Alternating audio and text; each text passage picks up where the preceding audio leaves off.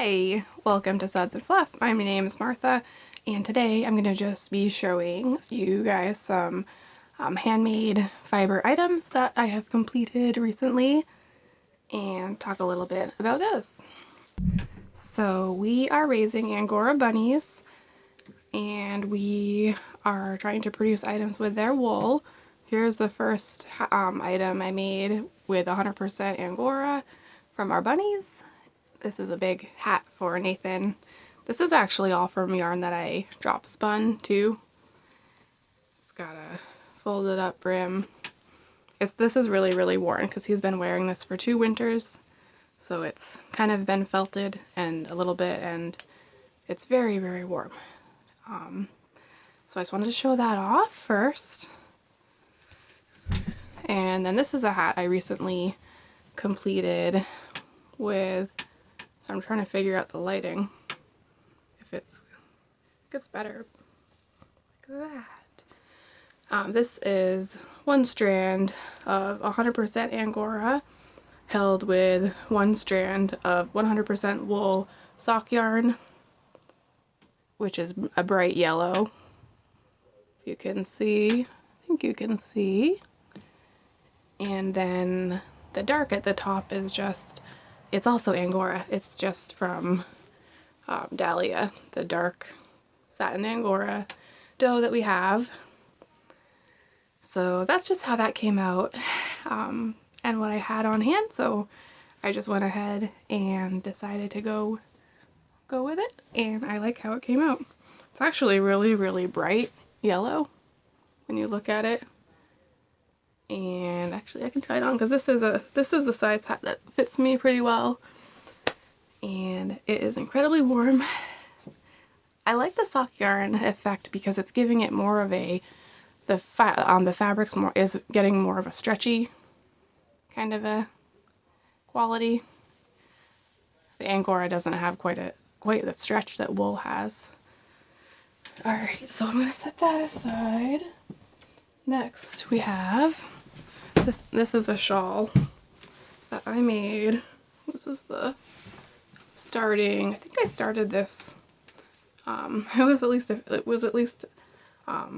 it fall or winter? I'm not sure. Let me see if I can get the whole thing in the video here. There it is. So this is a shawl that's using a lot of hand spun yarn. That was kind of my earlier yarn. That's more of like a thick and thin, kind of an art yarn or novelty type of yarn. I mean, it's still good yarn. It's just it's not as it's more inconsistent than my other yarn. So down here, yeah, we have Angora throughout. The white is Angora. And then this here is actually some fiber that I bought in a bat form. Actually in 2020, I bought a couple of these, and I didn't even get around to spinning it until I think last year. And then I've put it in my shawl. And the purple up here is wool that we did Kool-Aid dyeing with. Let's see if any of the others are things that...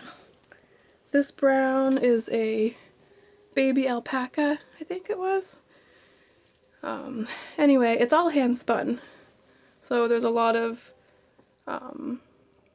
different carded experiments that with wool and different fibers. There's some mohair fibers in there.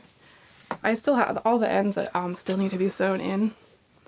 So I do still have to do that. But it's very cozy. I think it's a good size.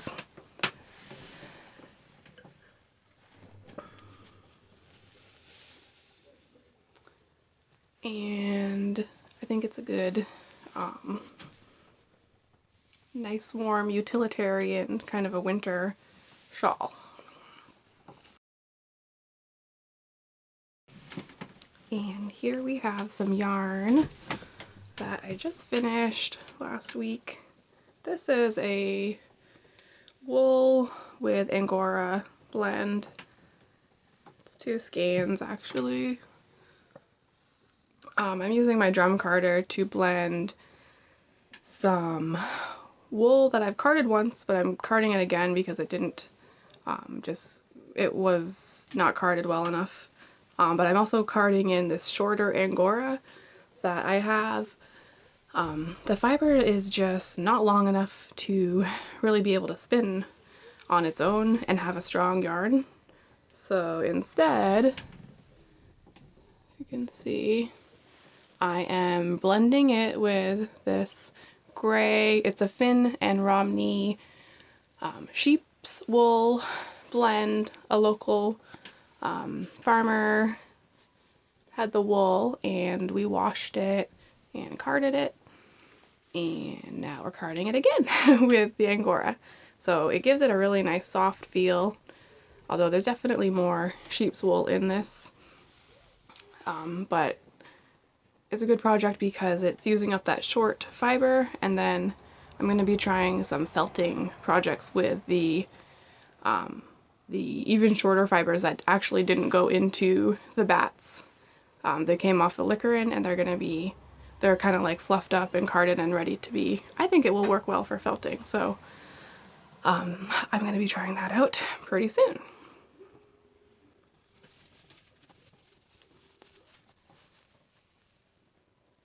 Anyway, I think that's all for today. I just wanted to show off some things that we're making because we really do want to be producing handmade items with the fiber that we're raising, and going through the whole process from raising the animals to creating the fiber and spinning the yarn, and then even creating the finished garment. That's probably the most exciting part, and I definitely want to keep sharing about that part too. And I haven't really done a lot of that lately, so I thought that would be fun. I think I'm going to take some photos of these books back here for eBay. So yeah, you can check out my videos on what sells on eBay also if you are interested. And thank you for watching, and take care. Have a great day. Bye.